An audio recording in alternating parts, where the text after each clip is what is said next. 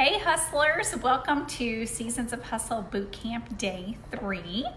I've gotten several messages, so I wanted to answer this question first before we hopped into tonight's content on Chapter 2. So many of you have messaged me and asked me what oil I apply before I do these videos.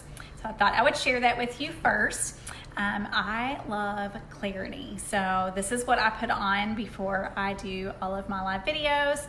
And on day 1, I also added some valor. So clarity is one of my friends that I use quite often.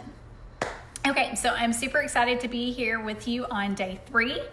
I'm loving all the comments that you guys are doing. Hey Scott, so glad you're on live with us too. So it's so fun seeing some of the same people hopping on every day and just really investing in themselves, and to see new people hopping on too. So let us know you're here and say hey. So tonight, I want to just talk about a vision of hustle and what the word hustle means and what it doesn't mean, and what hustle actually looks like. So I wanted you guys to really think about the word itself. When you hear the word hustle, what does it make you think about? Do you get intimidated by it? Do you thrive on it?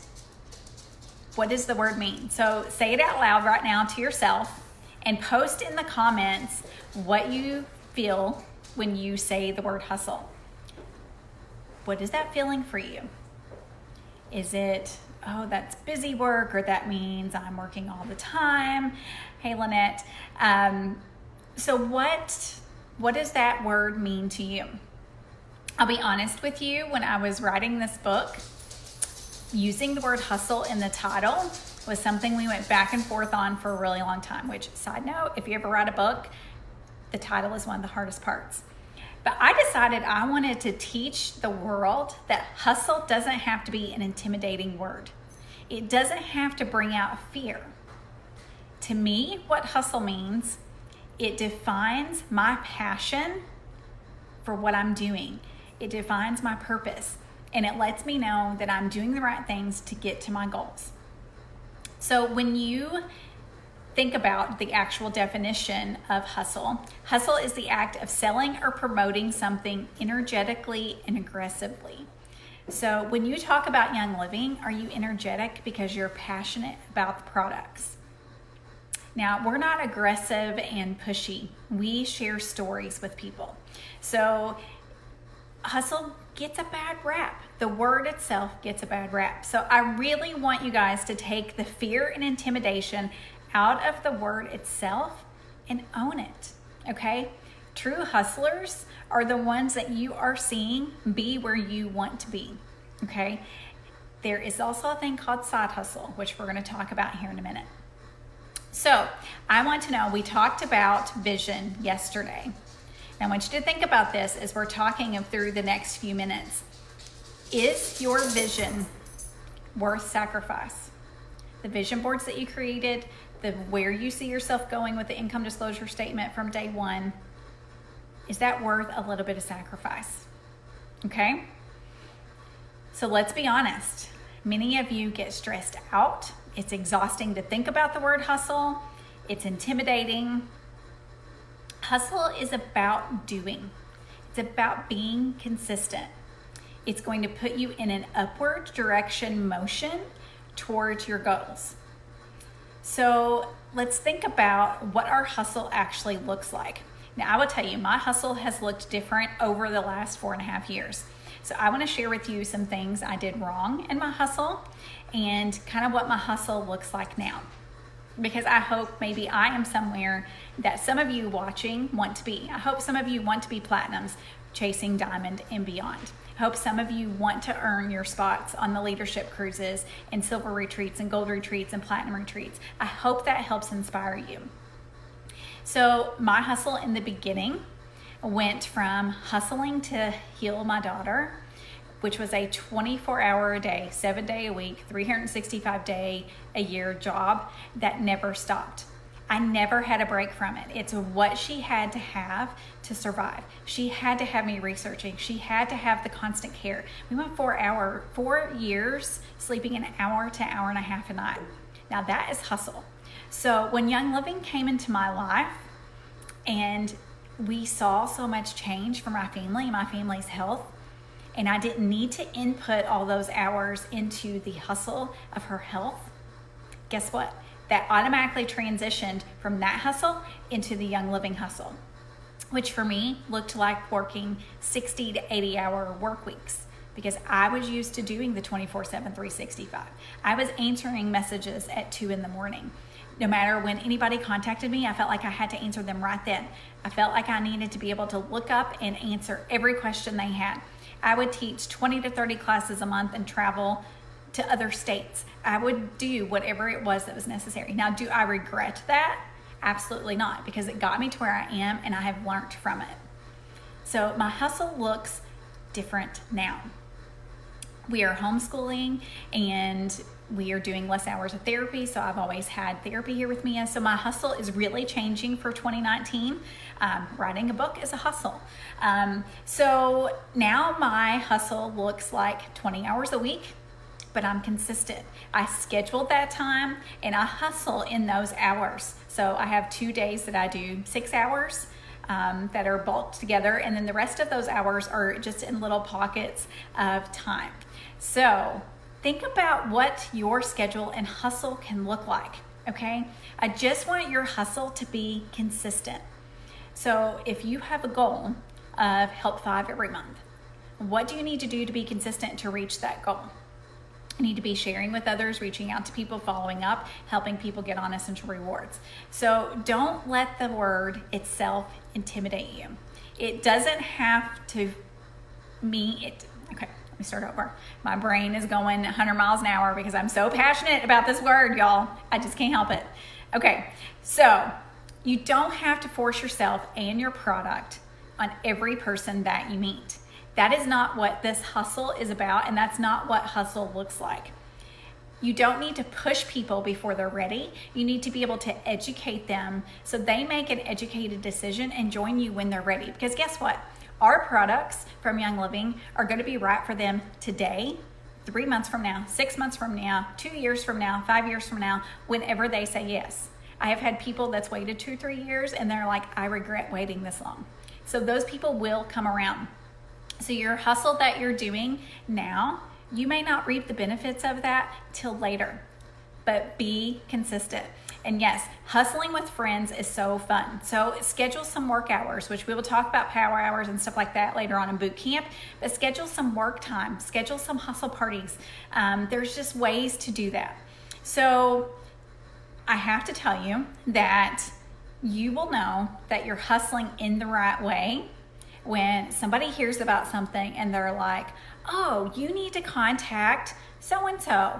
They are the lady that does like the oils and stuff, and I think that they really could help you.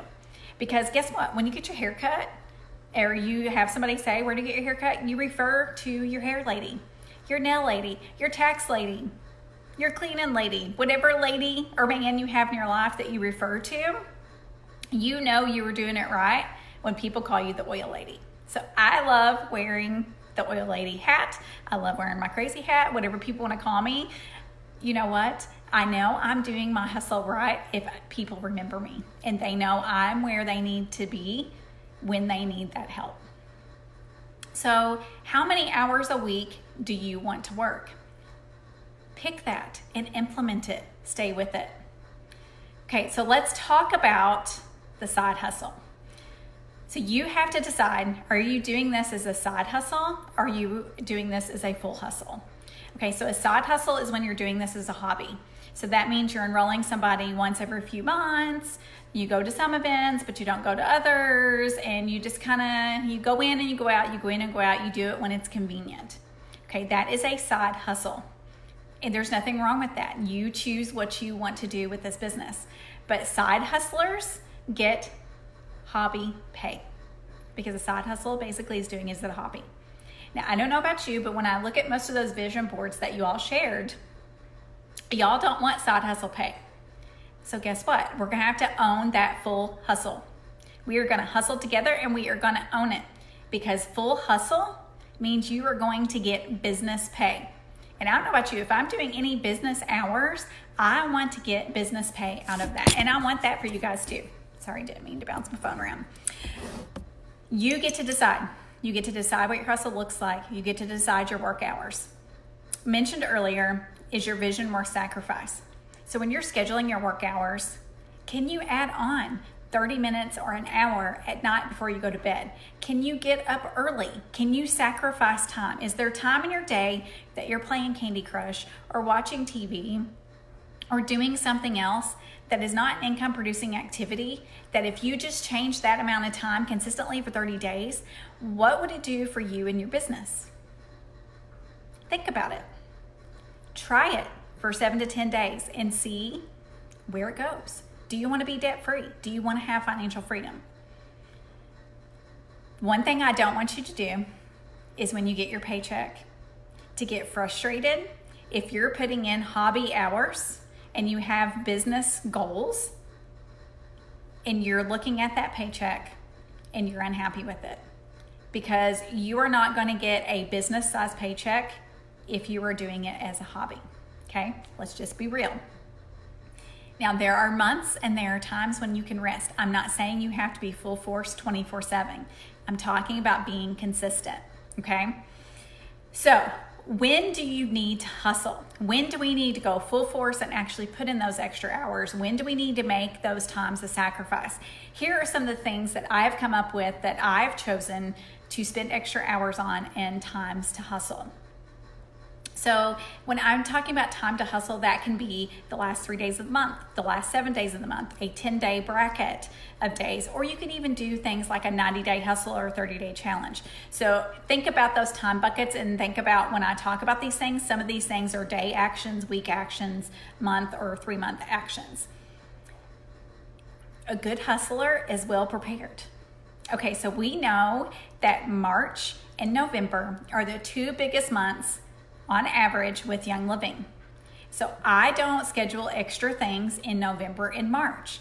I make sure my calendar is open. I make sure I'm scheduling work hours. I make sure that I'm following up with people. I make sure that I'm hosting classes. Make sure that my team is hosting classes, because that's when there is true momentum in the company already. Piggyback off that, ride that wave along with it. Know that you don't schedule 10 days off in March and November. I don't. That's my choice. That's what I choose. I hope that you ride that same wave. There are other dates that you can put on your calendar and you can plan for, okay? So I'm gonna list these out and then we're gonna talk about them a little bit each individually and why I say they're so important. Convention, Live Your Passion Rallies, Black Friday, Small Business Saturday, Cyber Monday, flash sales, and kit sales. Okay, so the first one's convention. Let's talk about that. Okay, truth bomb here. Convention is not a holiday. Convention is not go hang out at the farm, go to the hotel at 5 o'clock, swim in the pool, and take a break. Now, you can do that at convention by all means, but you are missing out on the best part of convention. You are missing out on information that will change your life and change the life of your business. I cannot tell you the things I have learned at convention. Every year I go, I stay up as late as I can talk to people. I sacrifice sleep. I sacrifice time away from my family, and I call it the biggest work week of the year. My family knows convention, I don't really talk to them. When I'm at convention, there's a time zone difference, and we text and say, hey, is everything good? Yep, awesome, great, love you, I will talk to you later. We have that discussion ahead of time, and that's how my family does convention. Now, eventually, when we're diamonds and above, my family will go with me to convention. But right now, it's hustle time. It is hustle mode. You got to learn about all the new products. You got to see all the new things. Explore the relationships, meet new people, ask questions. You are surrounded by 45,000 people. You are surrounded by people who knew Gary personally, that heard him talk, that told him personal stories of his to them. I mean, it's just the opportunities at convention. If you are building a business, you need to be at convention. I feel like I'm preaching today, but I'm so passionate about this topic. Okay, Live Your Passion Rallies. Let's talk about those. There's no excuse if you're building a business to not either host one or attend one. Oh, but I'm scared to host one. Guess what? Hosting one does not have to be 300 people and renting a big space and having vendors and doing all things. They're great. They're amazing. Yes, I've done those. We're doing those for our team again this year. You can actually hustle by having 5 or 10 people in your house and hosting a rally in your home. Talk about the announcements from Young Living, have some Ninja Punch and some peppermint infused Vitality brownies. Create that culture, create that team niche. I mean, I cannot express the importance of attending those corporate top events. Young Living hands us the rallies on a silver platter. They hand you all the content. All you have to do on that date is pick a time and host it. Okay? And if you are attending an online one or something like that, be active, be in the comments, tag people, make it an experience. Okay, now Black Friday, I may get on a high horse here, just warning. Black Friday is one of the biggest sales days of the year. Okay, when I worked a 9-to-5 job, I didn't get off Black Friday. It was not a holiday. So I get so frustrated when I hear people say, well, I just really don't want to do anything. I would rather spend that time doing something else, whatever, blah, blah, blah. You are in sales. It's the biggest sales day of the year. Biggest sales days of the year, do you work? Okay, when I had the 9-to-5 job, I didn't ask off. I couldn't ask off. That's what I had to do to get a paycheck. So why do we think about it differently when we are working our own business? When we're our own boss, why would we try to take that time off?